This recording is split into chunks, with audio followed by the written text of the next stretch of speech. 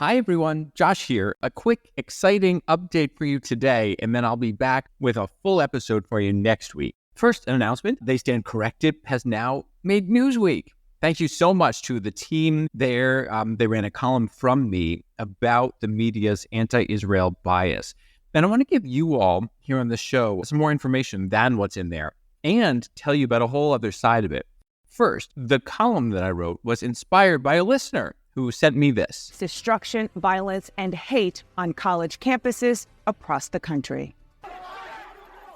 That is the opening to a CNN segment about the violent, quote-unquote, protests that are taking place on college campuses.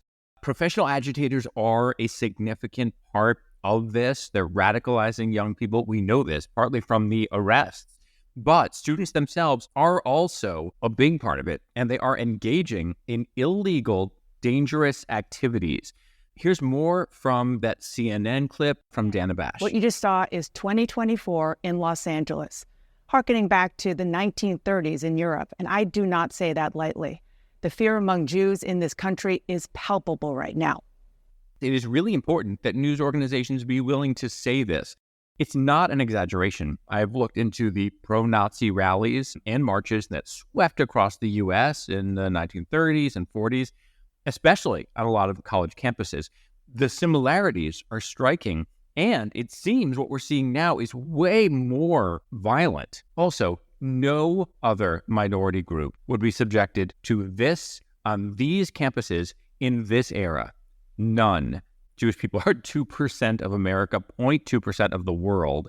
And it's worth taking a moment to understand why that is. The crux of it, Jews don't proselytize. We don't have a belief in trying to push or force anyone to be like us or trying to scare them into being like us. So there's no history of Jewish people trying to go around and create an empire. The belief is you do you. If someone chooses to become Jewish, if they are a Jew of choice, sometimes known as someone who converts into the fold, then they're just as Jewish as anybody else. But we don't push it. We don't do the safety in numbers thing. So we eternally remain a minority, and humans scapegoat minorities. So this happens in every generation. People take what they want to hate and project it onto this little minority, and then we see this. Also, it's pathetic to have to say this, but Jews are often the first, but never the last to face this kind of hatred. There's this canary in the coal mine idea. When people start attacking Jews and Jewish organizations and the Jewish state, they go after lots of other people as well. It often starts with Jews, but it never ends there. So when we look at what is happening on college campuses right now, it's crucial for everyone to see the big picture. And part of that means the media calling out how awful it is. Yes. But, and this is where we get to Newsweek, the media also have to be willing to look in the freaking mirror. All right? This is the story that the media is afraid to acknowledge, afraid to deal with. The media itself has radicalized people by lying to them. These young people have been hearing lies about Israel, the tiny dot of a Jewish state, throughout their lives. You know, I get it. When people are little kids, they're not sitting around reading newspapers and stuff, but they are still exposed to this. They're sitting in the back seat when their parents or grandparents are listening to NPR. They see news clips, and then by the time they're in high school, they are taking in news themselves. And in college, they're all over it. So after I got that clip from a listener, I put together this piece for Newsweek, and let me read to you how it starts. Maybe I should use my NPR voice since I'm going to be reading instead of just talking off the cuff. It's like Joshua Lev's NPR News. But no. I'll read it to you normal. Here's how it starts. As we see violent, entitled anti-Semites on college campuses attack Jewish students, endanger professors, destroy property, and take over buildings, all in the name of justice, many people are looking for where to place the blame. Two popular targets are Qatari investments in universities that have turned academics into pro-Islamist stooges, and radicalization via TikTok. But there's a bigger, more insidious force that has caused this disaster. You may know it as the mainstream media. All right, you can see the full piece in my newsletter, but I want to piece through this for you, just so you understand what's going on here. So I mentioned two things. One is Qatari investments in universities.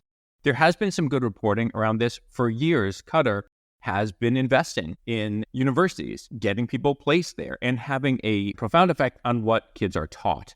I might do a future episode that digs into this more, but you should know that Qatar is a nation engaged in all sorts of human rights abuses, and it's where Hamas leaders live in extreme luxury as billionaires while not lifting a finger to help people in Gaza. Also, the nation of Qatar has a propaganda outlet wholly owned by the Qatari government.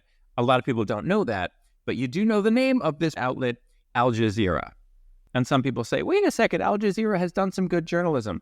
Newsflash, all propaganda outlets have at times done good journalism. That's how they get viewers and listeners, by doing some, and then they mix it in with their hate messaging. But anyway, I also mentioned radicalization via TikTok. There's been a bunch of studies about this lately, showing how deeply anti-Semitic so much of the content is on TikTok, and how when you try to penetrate it with facts, it's incredibly hard to break through. I actually don't have a TikTok, but I know I need to get going on that. If there's any TikTok experts out there and you want to help get this show going there, that would be great. All right, so those two things exist, but the media has been a bigger force. I take readers in Newsweek through the things that I've already told you about in this show.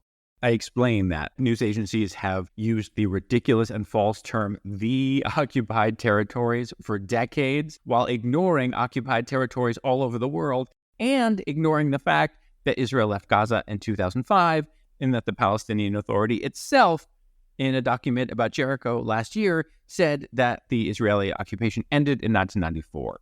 If you're new to this show and you don't know what I'm talking about, it's best to listen to this first set of episodes in order. You'll hear all about that in episode 1. In this Newsweek piece, I also talk about how so many news organizations refuse to use the word terrorism in coverage of attacks against Israel. Literally the exact same type of attack happens anywhere else in the world, and they do call it terrorism when it's against Jews, and the tiny Jewish state, they don't. I also talk through the media's lies about international law. You can hear about that in episode 3. And I talk about the ways that the media have been citing Hamas claims, including death tolls, and the disastrous coverage of the alleged hospital bombing that wasn't.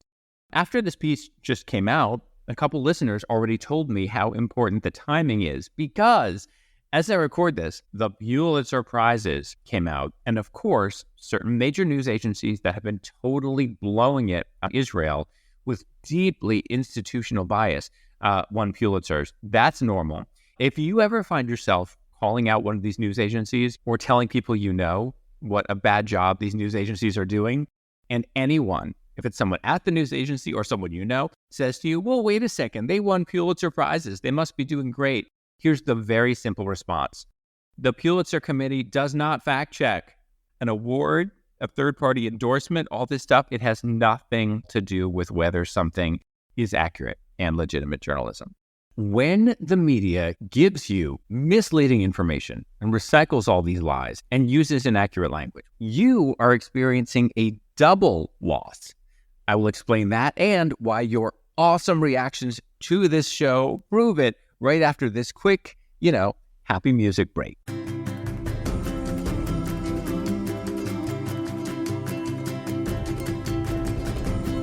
Thank you so much to everybody sending in messages, especially those of you who have joined Substack. Great note here from Denise Hamilton, the awesome author of Indivisible. She says, your voice is so important. I'm glad you have decided to apply your expertise to this space. Thank you. And thanks to so many more of you. And as I mentioned, I need to find a way to start sharing these comments from folks without humble brag. How do I do that? Let me know by sending me a message.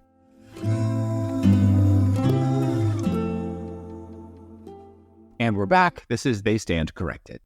The most precious resource is time. Well, yes, air, water, food, of course. But time is up there. I take time very seriously. And that's also why I try to pack a lot of points into a show without overwhelming you. There's this expression in Spanish. I don't know if we have one in English. Do we? El que mucho abarca poco aprieta. It's someone who tries to gather too much stuff ends up with very little. We must have one in English. Anyway, I try to give you solid information without it being too much. And that's because of the preciousness of your time, your mental energy, all that. When a news organization gets your attention, your eyes, your ears, your mind, they owe you two things, the two things that deliver truth: facts plus context. When they give you lies, they're violating that precious unwritten contract. But they're also doing something else. They're depriving you of the chance to use that time to learn facts that would help you understand the world around you better. I'm reminded of that by so many of the amazing responses to this show. Like, I've had listeners say to me, "Really? Syria occupied Lebanon? And the terrorist group Hezbollah supports that? I had no idea. And the Arab Muslim Empire was built through occupation, enslavement, slaughter? What?" Think about all the time you have given news agencies over the years, your focus, your mental energy. And so often they, on this, have failed to pull through for you. You deserve better. We all deserve better. And at the same time, the fact that Newsweek ran this piece from me is a powerful reminder of something I've been telling you, which is that there are a lot of great journalists who know there is a problem and want something to be done about it. There are a lot of wonderful people inside these newsrooms working to affect change. Here's what it will take: critical mass. I'm told that inside a lot of newsrooms, people are listening to this show, and their executives are listening to this show. I know from experience and from people in newsrooms that systemic change will only take place when people at the heads of lots of news networks, lots of news agencies, get the sense that enough people really care about this, that there are enough people listening to this show and supporting this show, that they feel they have to respond, that they feel they have to do something about it. So what you are doing by listening is a huge step, and I'm so grateful. And when you share this show, when you tell people about it, if you can support it by joining as a monthly supporter at the newsletter or an annual membership, which is still super cheap right now, all of these things that help this show grow will build us toward that critical mass that will make news executives respond. This is strategic and it's necessary. As I mentioned, I have a full episode coming for you next week. I actually just got back from caring for an elderly relative, so I need a few days to piece through this episode for you. How much can I tell you right now as a tease? It is a quote-unquote interview that is so disastrous that it should be studied in journalism schools. Literally. It's emblematic of epic fail journalism, of non-journalism. It involves a woman who packed more lies into just a few minutes than Kellyanne Conway. And it represents the double whammy that I was just telling you about. Because not only is that interview filled with lies, but it is a dramatic example of missing the opportunity to talk about really crucial issues that person should have been talking about, like severe restrictions to human rights in a country that I'll be telling you about, and the murder of Americans. Yep, all of that was absent while the person was given a platform to lie and lie and lie. This happens all too often, and that's what I'll be tackling for you next week here on They Stand Corrected. Thank you so much for listening. I'll talk to you then.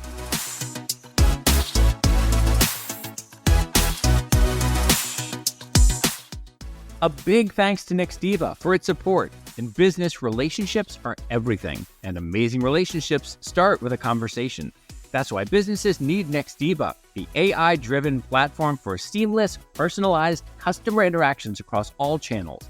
Businesses can automate up to 90% of their interactions and eliminate 30% or more of their costs. Check it out, nextiva.com.